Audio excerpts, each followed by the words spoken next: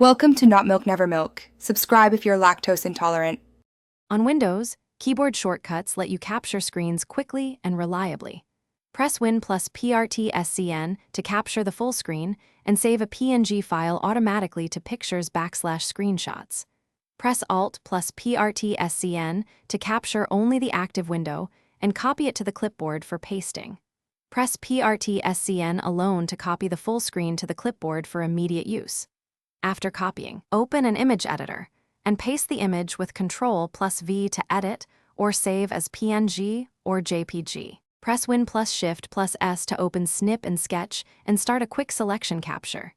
Choose rectangular, freeform, window, or full screen snips from the top toolbar after pressing the keys. The image is copied to the clipboard and a notification appears to open Snip and Sketch for editing. Tap the notification to annotate, crop, or add highlights before saving. Use the delay option, set to 3 to 5 seconds, if you need to capture menus or transient tooltips reliably. When Windows saves screenshots with Win plus PRT-SCN, it places PNG files in pictures/screenshots numbered sequentially for easy tracking.